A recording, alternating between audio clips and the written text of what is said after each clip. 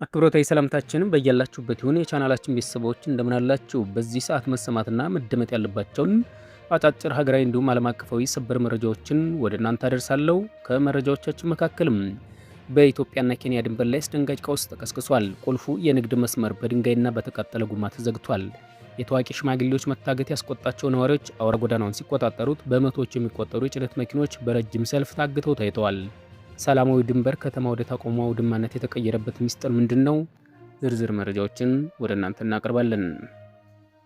ጦርነቱ ወደ ኢትዮጵያ ድንበር እየተቃረበ ነው። በሱዳን ብሉ ናይል ግዛት የተቀሰቀሰው ከባድ ውጊያም ለኢትዮጵያ ስጋት ደቅኗል። በሄሜትና በአልቡራን መካከል የሚደረገው ፍልሚያ አዳዲስ ተሳታፊዎችን እየሳበ ነው። ተጨማሪ መረጃዎችን አጋራቸዋለን።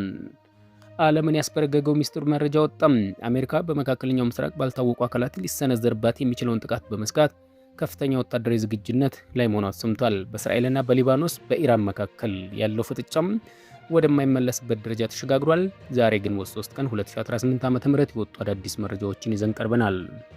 ፕሬዚዳንት ትራምፕ ተቆጥተዋል። የኢራን ምላሽ ፈጽሞ ተቀባይነት የሌለው ሲሉ የሰላም እቅዱን ውድቅ አደረጉ። ጦርነቱ በድጋሚ ሊቀሰቀስ ሲሆን ኔታንያሁ የኢራን ዩራኒየም ካልወጣ ጦርነት አይቆምም እያሉ ነው። ቴህራን በበኩሏ አንገታችን አንደፋም በማለት ምላሽ ሰጥታለች። በመካከለኛው ምስራቅ ወደ ለየለት ጦርነት ሊከት የሚችል የትራምፕ ማስጠንቀቂያና የ14 ነጥቡ የሰላም እቅድ ዝርዝር መረጃዎችን እናጋራችኋለን።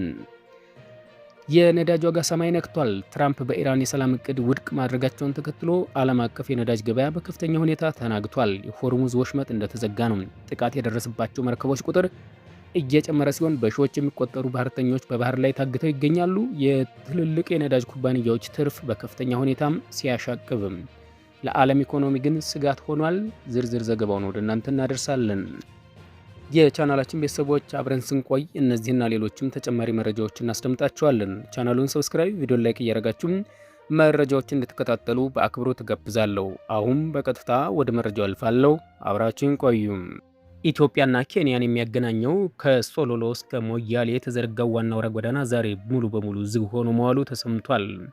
በሶሎሎ ከተማ የሚኖሩ ሁለት ታዋቂ ሽማግሌዎች ማንነታቸው ባልታወቁ ግለሰቦች መታገታቸውን በመቃወም ነዋሪዎች መንገዱን በድንጋይና በተቃጠለ ጎማ ዘግተውታል። አንደኛው የአካባቢው ሽማግሌ ትላንት ምሽት ፊታቸውን በጭንብል በሸፈኑ ግለሰቦች ከመኖሪያ ቤታቸው ታግተዋል። ሌላኛው ሽማግሌ ደግሞ ወደ ናይሮቢ በመጓዝ ላይ እያሉ መኪናቸውን በኃይል በማስቆም በሌላ መኪና ተጭነው ተወስዷል። በአካባቢው ተደጋጋሚ እገታዎችና ሰዎችን መሰወር እየተፈጸመ መሆኑን የገለጹት ተቃዋሚዎቹም የጸጥታ አካላት ይህን ድርጊትን ለማስቆም አለመቻላቸው ለደህንነታቸው ከፍተኛ ስጋት እንደፈጠረባቸው ተናግረዋል። መንገዱ ሁለቱ ሀገራት በንግድ የሚያስተሳስር ቁልፍ መስመር በመሆኑም በዝግነቱ ምክንያት በርካታ የጭነት መኪኖች በሁለት በኩል ረጅም ሰልፍ ይዘው በመቆም ተገደዋል። በዚህ ምክንያትም በኢትዮጵያና ኬንያ መካከል የሚደረገው የየብስ ግንኙነት ሊቋረጥ ችሏል።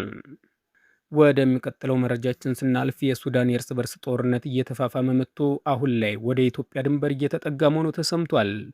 ለኢትዮጵያ ቅርብ የሆነው የሱዳን ብሉ ናይል ግዛት በጀነራል አልቡርሃን የሚመራው የሱዳን ጦርና በጀነራል ሄሚቲ የሚመራው ፈጥኖ ድራሽ ኃይል ስትራቴጂክ ስፍራዎችን ለመቆጣጠር ከባድ ውጊያ እያደረጉ ይገኛሉ። ሲምፕሎሞ ተብሎ በሚጠራው የደቡብ ሱዳን አማጺ ቡድን ከተፈጥኖ ደራሽ ኃይሉ አርኤስኤፍ ጎን ተሰልፎም ውጊያ ውስጥ መግባቱ ታውቋል። በተጨማሪም ፈጥኖ ድራሽ ኃይሉ ከአሶሳ በኩል ድጋፍ እያገኘ መሆኑን የሱዳን ምንጮች ዘግበዋል። የኢትዮጵያ የውጭ ጉዳይ ሚኒስቴር ባለፈው ሳምንት ባወጣው መግለጫ የህወሓት ቅጥረኛ ወታደሮች በምዕራብ ኢትዮጵያ አቅጣጫ ከአልቡራን ኃይሎች ጋር ተሰልፈው እየተዋጉ ነው የሚል ክስ አቅርቧል።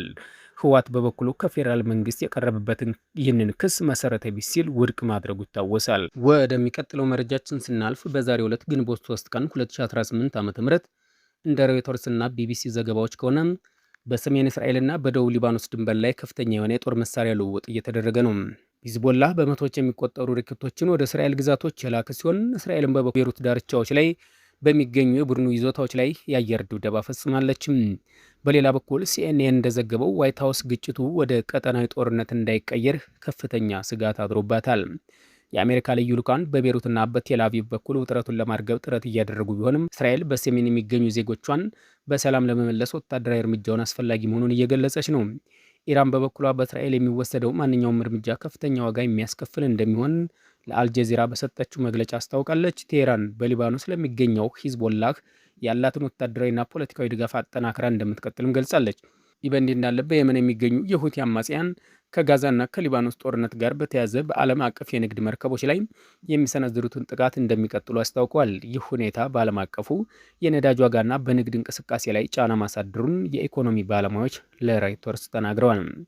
ይህ በእንዲህ እንዳለ ፕሬዚዳንት ዶናልድ ትራምፕ ኢራን አሜሪካ ላቀረበችው የሰላም እቅድ የሰጠችው ምላሽ ፈጽሞ ተቀባይነት የሌለው ሲሉ ውድቅ አድርገውታል። ትራምፕ ይህንኑ አቋማቸውን በትሩዝ ሶሻል ሚዲያ ገጻቸው ባሰፈሩት መልእክት ገልጸዋል። በፓኪስታን በኩል የተላከው የቴህራን ምላሽ በሁለቱም ግንባሮች ውጊያ እንዲቆም፣ አሜሪካ ባህር እገዳ እንዲነሳና ወደፊት ጥቃት እንደማይፈጽም ዋስትና እንዲሰጥ የሚጠይቅ ነው። ቴህራን በተጨማሪ በሊባኖስና በእስራኤል መካከል የተኩስ አቁም ፍላጎት አላት። የእስራኤል ጠቅላይ ሚኒስትር ቤንያሚን ኔታንያሁም በ60 ሚኒትስ ፕሮግራም ላይ እንደገለጹት ጦርነቱ ተጠናቋል ለማለት ኢራን ያከማቸችውን የበለጸገ ዩራኒየም መውጣት እንዳለበትና ያልወደሙ ማበልጸጊያ ማዕከላት መጥፋት እንዳለባቸው አሳስበዋል። በአሜሪካ የቀረበው ባለ አንድ ገጽ 14 ነጥብ ያለው እቅድ ኢራን ኒውክሌር ማበልጸጓ እንድታቆም፣ ማዕቀብ እንዲነሳላትና በሆርሙዝ ወሽመጥ ነጻ እንቅስቃሴ እንዲቀጥል የሚጠይቁ ነጥቦች የያዘ ነው። ፕሬዚዳንት ማሱድ ፔዜሽኪያን በጠላቶቻችን ፊት አንገታችን እንደማንደፋና ድርድር ማለት እጅ መስጠት ወይም ማፈግፈግ እንዳልሆነ በይፋ ተናግረዋል። ትራምፕ ኢራን በሰላም እቅድ የማትስማማ ከሆነ ከዚህ በፊት ከታየው ሁሉም የከፋ የሆነ የቦምብ ድብደባ ዳግመኛ እንደሚጀምር አስጠንቅቀዋል። ይህ በእንዲህ እንዳለ ፕሬዚዳንት ዶናልድ ትራምፕ የኢራንን የሰላም እቅድ ውድቅ ማድረጋቸውን ተከትሎም ዛሬ ሰኞ ዕለት የብሬንት ድፍድፍ ነዳጅ በእስያ ገበያ የ4.1 በመቶ ጭማሪ በማሳየት በበርሜል $105.50 እየተሸጠ ነው። ጦርነቱ ከተጀመረ አንስቶ የነዳጅ ዋጋ በበርሜል $100 በላይ እየተሸጠ ይገኛል። ቴህራን በአደራዳሪዋ ፓኪስታን በኩል ባስተላለፈችው ምላሽ ግጭቱ በአስቸኳይ እንዲቆምና ዳግመኛ ጥቃት እንደማይፈጸምባት ዋስትና እንዲሰጣት ጠይቃለች። የዓለም 20 በመቶ ነዳጅና የተፈጥሮ ጋዝ መተላለፊያ የሆነው ሆርሙዝ ወሽመጥ በአሜሪካና በኢራን መካከል ጦርነቱ ከተቀሰቀሰበት ከየካቲት ወር መጨረሻ ጀምሮ ዝግ ሆኖ ይገኛል።